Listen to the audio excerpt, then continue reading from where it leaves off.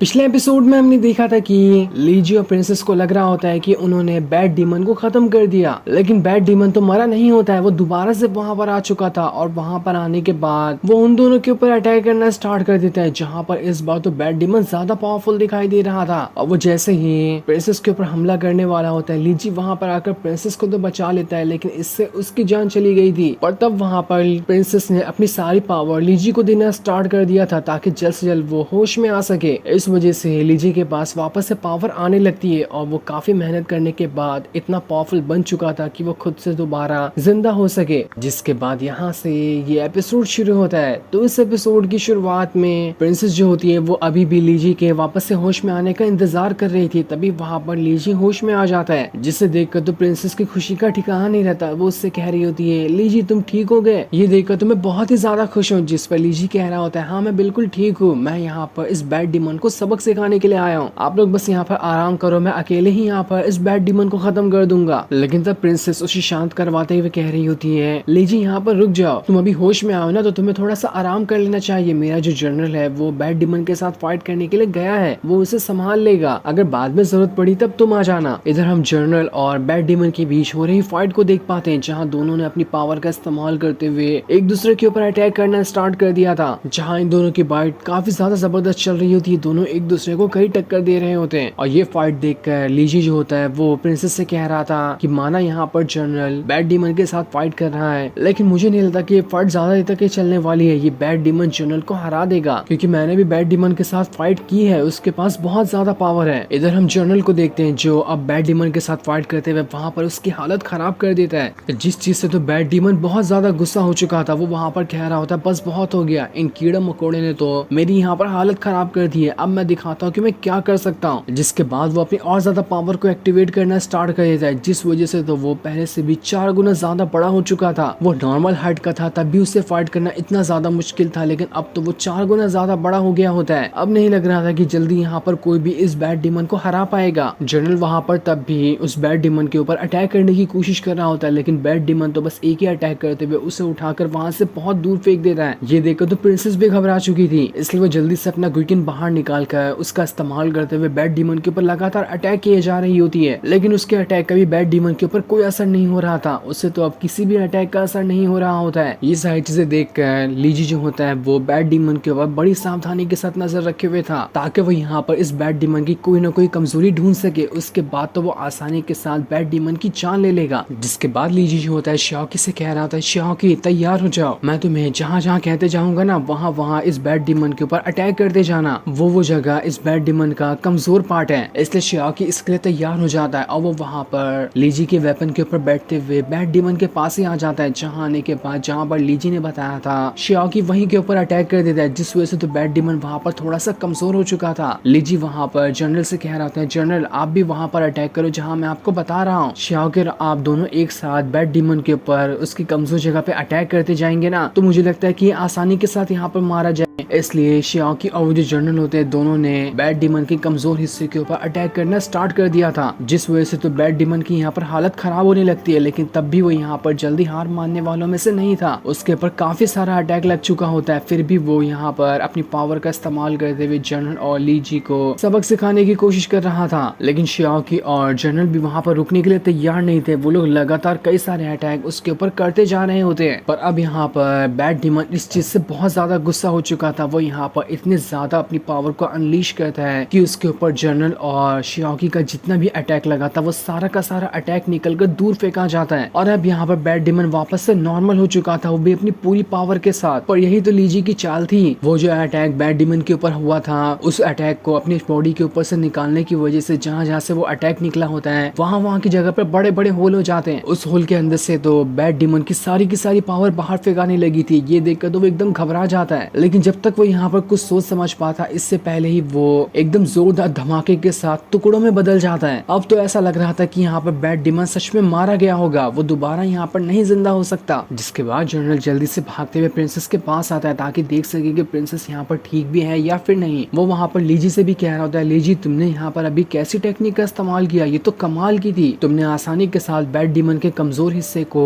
Study किया, उसके बाद हमने वहाँ पर अटैक किया तो देखो बैड डीमन खत्म हो चुका है। सच में ये प्रोवाइड करके तो मजा ही आ गया। तुम्हारा शुक्रिया जो तुमने इतने अच्छे से हमारी यहाँ पर मदद की, वरना हमें नहीं लग रहा था कि बैड डीमन को हम यहाँ पर हरा पाते। जो सुनकर तो लीजी भी वहाँ पर थोड़ा थोड़ा शर्मा जाता है क्योंकि यहाँ पर उसकी तारीफ हो रही थी। अगले सीन में हम लीजी को प्रिंसेस के स्पिरिचुअल वर्ल्ड के अंदर देखते हैं। वहाँ पर आने के बाद उसे प्रिंसेस का एक स्टैचू दिखाई देता है जो कि काफी ज्यादा डैमेज हो चुका था। ये देखकर लीजी हैरान रहता है कि यहाँ पर तो प्रिंसेस का स्टैचू इतना ज्यादा डैमेज कैसे हो गया। शियाकी वहाँ पर अपनी हेवनली बुक का इस्तेमाल करते हुए ये देखने की कोशिश करता है कि यहाँ पर हुआ क्या। तब उसे पता चलता है कि प्रिंसेस ने यहाँ पर अपनी काफी ज्यादा पावर को लीजी को ही दे दिया था। इस वजह से यहाँ पर प्रिंसेस की जो सोल थी वो काफी ज्यादा डैमेज हो चुकी है। उसे ठीक करने का जो रास्ता है वो भी काफी ज्यादा मुश्किल है, जिसपे लीजी कह रहा होता है चाहे कुछ भी क्यों ना हो जाए, प्रिंसेस ने यहाँ पर अपनी पावर का इस्तेमाल करते हुए मेरी जान बचाई, तो मेरी भी जिम्मेदारी है कि मैं यहाँ पर प्रिंसेस की जो सोल है उसे वापस से ठीक करने की कोशिश करूँ। चाहे कुछ भी क्यों ना हो जाए, मैं प्रिंसेस की सोल को वापस से पहले जैसा कर दूंगा। जिसके बाद लीजी वहाँ पर अपनी पावर का इस्तेमाल करते हुए वो सारी पावर प्रिंसेस के अंदर ट्रांसफर करने की कोशिश कर रहा होता है ताकि वो प्रिंसेस की सोल को यहाँ पर रिकवर कर सके। और काफी देर की मेहनत के बाद प्रिंसेस वहाँ पर होश में आ जाती है। जनरल ये देखकर हैरान था कि प्रिंसेस तो ऐसा लग रहा है कि वापस से रिकवर हो चुकी है। वो एकदम ज्यादा हैरान था कि यहाँ पर इस लीजी के पास ऐसी कौन सी टेक्निक आ गई है जिसका इस्तेमाल करते हुए ये इतने बड़े बड़े काम करते जा रहा है। लीजी वहाँ पर प्रिंसेस से कह रहा होता है देखो मैंने अभी यहाँ पर सिर्फ तुम्हारी पावर को रिकवर किया है, तुम्हारी जो इनर सोल डैमेज हुई है ना वो अभी रिकवर पूरी तरह से नहीं हुई, उसे तुम्हें रिकवर करना पड़ेगा। एक सोल ब्रेकर ही उसे रिकवर कर सकता है। सोल ब्रेकर की तुम चिंता मत करो, मैं वो पावर को गेन कर लूंगा, लेकिन बस तुम्हें इतना काम करना है कि जितनी पावर की तुम्हारे पास सोल है ना उतनी ही पावरफुल कोई चीज तुम्हें एब्सॉर्ब करनी पड़ेगी ताकि तुम्हारे पास उतनी पावर आ जाए। उसके बाद मैं अपनी डिवाइन हीलिंग टेक्निक का इस्तेमाल करते हुए तुम्हारी ब्रोकन सोल जो है उसे ठीक करने की कोशिश करूंगा। उसके बाद तो तुम पूरी तरह से रिकवर हो जाओगी और अपनी स्पिरिट का भी इस्तेमाल कर पाओगी, जो स्पिरिट तुम्हारे सोल डैमेज होने की वजह से नहीं कर पा रही हो तुम। जो सुनकर तो जनरल भी हैरान हो जाता है कि ये प्रोसेस तो मुझे बहुत ही ज्यादा खतरनाक लग रहा है। लेकिन लीजी बता रहा होता है कि प्रिंसेस आप सारी चीजें मुझ पे छोड़ दो, मुझसे जो हो सकेगा मैं वो करने की कोशिश करूंगा ताकि मैं आपकी जो सोल डैमेज है उसे ठीक कर सकूं। अभी मैं यहाँ से उसी स्पिरिचुअल माउंटेन पे जा रहा हूँ, वहाँ पर से अपना काम खत्म करने के बाद मैं वापस से आपके पास आऊंगा और उसके बाद मैं यहाँ पर अपनी जान लगा दूंगा ताकि मैं आपको पूरी तरह से रिकवर कर सकूं, क्योंकि आपने अपनी पावर देकर मुझे बचाया था और मेरी जिम्मेदारी बनती है कि मैं भी आपको यहाँ पर पूरी तरह से ठीक कर दूं। जो सुनकर प्रिंसेस एकदम ज्यादा खुश भी हो जाती है और वो वहाँ पर काफी ज्यादा शर्मा भी रही थी। ऐसा लग रहा था कि वो भी धीरे धीरे करते हुए लीजी को थोड़ा थोड़ा पसंद करने लगी है। जिसके बाद लीजी कुछ देर के आराम करने के लिए घोड़ा गाड़ी के बाहर आ जाता है और वहाँ आने के बाद वो बस प्रिंसेस को ही वहाँ पर लेटे लेटे याद कर रहा था। तभी वहाँ पर प्रिंसेस भी आ जाती है, जिसे देखकर तो लीजी हैरान रह जाता है। वो प्रिंसेस से कह रहा था प्रिंसेस आप यहाँ पर बाहर क्या कर रही हो। प्रिंसेस वहाँ पर उससे कह रही थी लीजी तुमने कहा कि तुम उस स्पिरिचुअल माउंटेन के ऊपर जा रहे हो और कल सुबह सुबह यहाँ से निकल जाओगे, तो मैं क्या कह रही थी कि मैं भी तुम्हारे साथ जाना चाहती हूँ, क्या तुम मुझे अपने साथ ले जाओगे। ये मेरी एक छोटी सी रिक्वेस्ट है और प्लीज इसके लिए मना मत करना। लीजी उससे कह रहा था नहीं नहीं प्रिंसेस आप वहाँ पर नहीं जा सकती, आपको पता है ना कि उस माउंटेन पे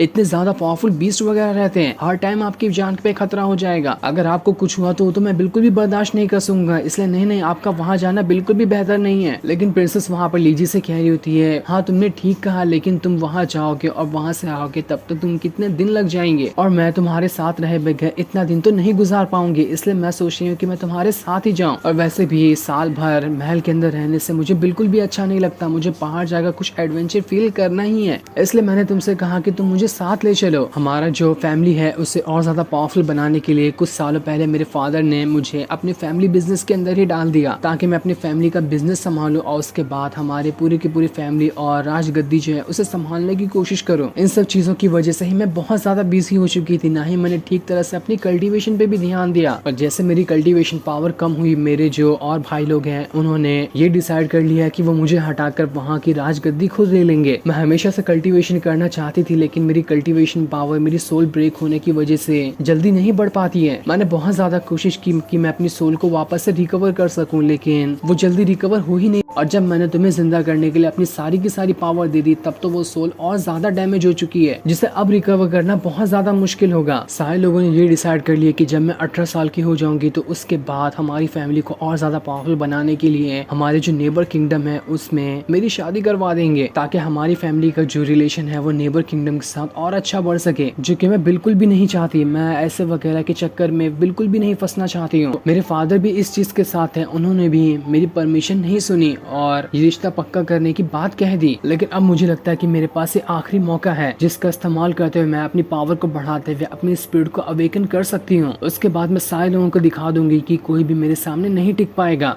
जो मुझे सही लगेगा मैं वो करूंगी और अपने सारे दुश्मनों को सबक सिखा दूंगी। इसलिए मैंने तुमसे कहा कि तुम भी मुझे अपने साथ ले चलो, क्योंकि मुझे सबसे पहले कल्टीवेशन को सीखना होगा, उसके बाद ही मैं अपनी स्पीड को अवेकन कर सकती हूँ। तो बताओ लीजी, अब भी तुम मुझे अपने साथ ले जाने के लिए तैयार हो या फिर नहीं? ये सुनकर तो लीजी भी हैरान रह जाता है कि बेचारी प्रिंसेस की लाइफ तो काफी ज्यादा मुश्किलों से भरी हुई है। इसलिए वो उससे वादा कर लेता है कि ठीक है, मैं तुम्हें अपने साथ भी ले जाऊंगा और दुनिया के हर खतरों में तुम्हारे सामने खड़े रहूंगा और तुम्हारी कल्टीवेशन पावर बढ़ाने में भी मदद करूंगा। जो सुनकर तो प्रिंसेस हद से ज्यादा खुश हो जाती है और वो बहुत ही ज्यादा शर्मा भी रही थी। लीजी वहाँ पर प्रिंसेस के साथ पिंकी प्रॉमिस करने कह रहा है कि मैं यहाँ पर तुमसे वादा करता हूँ, मैं तुम्हारी स्पीड को अवेकन करके दिखाऊंगा, तो तुम भी मुझसे वादा कर लो कि तुम हमेशा मेरा साथ दोगी। जिस पर प्रिंसेस भी वहाँ पर उससे पिंकी प्रॉमिस कर लेती है। इस वजह से तो दोनों काफी ज्यादा खुश लग रहे थे वहाँ पर, और अब लगता है कि यहाँ से इनके नए सफर की शुरुआत होगी। अब प्रिंसेस के जनरल को इस बारे में जैसे पता चलता है कि प्रिंसेस यहाँ पर लीजी के साथ जा रही है, वो उसे मना कर रहा होता है कि प्रिंसेस, माना कि आप यहाँ से जा रही हो, लेकिन कम से कम मुझे तो अपने साथ ले चलो, मैं आपको अकेले ऐसे नहीं छोड़ सकता। लेकिन प्रिंसेस कह रही होती है, जनरल आप कब तक की मुझे प्रोटेक्ट करते रहेंगे? देखो वैसे भी मैं अकेले कहाँ जा रही हूँ, मेरे साथ तो लीजी जा ही रहा है ना, वो मुझे प्रोटेक्ट कर सकता है। और वैसे भी मुझे अपनी कल्टीवेशन पावर को बढ़ाना होगा ताकि मैं अपने कोर के जो कल्टीवेशन है उसे और ज्यादा इंक्रीज कर सकूं, उसके बाद ही मैं अपनी स्पीड को अवेकन कर पाऊंगी। आपने बचपन से मेरी मदद की और हर टाइम पे और हर खतरे में मेरा साथ दिया, लेकिन अब यहाँ पर मैं आपका शुक्रिया करना चाहती हूँ इन सारी चीजों के लिए। लेकिन आप यहाँ पर बस मेरी एक छोटी सी रिक्वेस्ट मान लो कि मुझे यहाँ से जाने दो। लीजी वहाँ पर जनरल से कह रहा होता है, अरे यार जनरल, तुम इतना ज्यादा परेशान क्यों हो रहे हो? मैं हूँ ना साथ में। प्रिंसेस के ऊपर कोई खतरा आएगा तो उससे पहले मैं उस खतरे को झेलने की कोशिश करूंगा, तो इसलिए तुम बिंदास बेफिक्र होकर यहाँ से चले जाओ। जिस पर जनरल कह रहा होता है, अच्छा ऐसी बात है तो ठीक है, मैं भी यहाँ पर तो देखूं कि तुम किस तरह से प्रिंसेस को प्रोटेक्ट कर पाते हो। वो वहाँ पर एक सर्कल बना लेता है और लीजी से कह रहा होता है, मैं देखता हूँ कि अगर तुम्हारे अंदर पावर है तो तुम मुझे यहाँ पर इस सर्कल से बाहर निकाल कर दिखाओ, तब मैं तुम्हें नहीं रोकूंगा प्रिंसेस को साथ में ले जाने के लिए। और अगर यहाँ पर तुम इस काम में फेल रहे तब तो मैं तुम्हें यहाँ से जाने नहीं देने वाला। इसलिए लीजी वहाँ पर जनरल के पास आ जाता है और उसके ऊपर अटैक करते हुए उसे उस सर्कल से बाहर करने की कोशिश कर रहा था। लेकिन जनरल जो होता है वहाँ पर लीजी को उठा उठा कर फेंके जा रहा होता है, वो तो वहाँ पर उसका मुकाबला कर ही नहीं पा रहा था। लीजी वहाँ पर अपने वेपन का भी इस्तेमाल करता है, लेकिन तब भी यहाँ पर कोई फायदा नहीं होता। जनरल के पास लीजी से ज्यादा पावर लग रही थी, इसलिए लीजी वहाँ पर अपने वेपन के कई सारे डुप्लीकेट बना लेता है और उन सारे के सारे डुप्लीकेट को जनरल की तरफ ही फेंक देता है। लेकिन जनरल भी अपने भाले का इस्तेमाल करते हुए उन सभी अटैक से बच चुका था और वो दोबारा से लीजी के ऊपर अटैक करना स्टार्ट कर देता है। लेकिन लीजी भी इतना कमजोर नहीं था, वो वहाँ पर आने के बाद अपनी पावर को एक्टिवेट करते हुए इतना खतरनाक अटैक जनरल पे करता है कि जनरल का भाला तो लीजी के हाथ में ही आ चुका था और इस अटैक की वजह से जनरल उस सर्कल से बाहर निकल कर आ जाता है, जिस वजह से जनरल ये चैलेंज हार चुका था। जो देखकर जनरल वहाँ पर लीजी से कह रहा था, चलो ठीक है, अब तुम यहाँ पर प्रिंसेस को ले जा सकते हो, लेकिन वादा करना कि प्रिंसेस को एक आंच भी नहीं आनी चाहिए, वरना मैं तुम्हें जिंदा नहीं छोड़ूंगा। जिस पर लीजी कह रहा होता, आप बेफिक्र रहें, प्रिंसेस को कुछ नहीं होगा, मैं अपनी जान से ज्यादा प्रिंसेस को प्रोटेक्ट करने की कोशिश करूंगा। इसलिए जनरल वहाँ पर उसे अपना कार्ड भी दे देता है जिसके अंदर काफी सारे पैसे थे, इस सफर में उसे कभी भी उसकी जरूरत पड़ सकती है। और इतना कहने के बाद जनरल वहाँ से चला जाता है। जो सीन दिखाते ही ये एपिसोड यहीं पर एंड हो जाता है। Thanks for watching.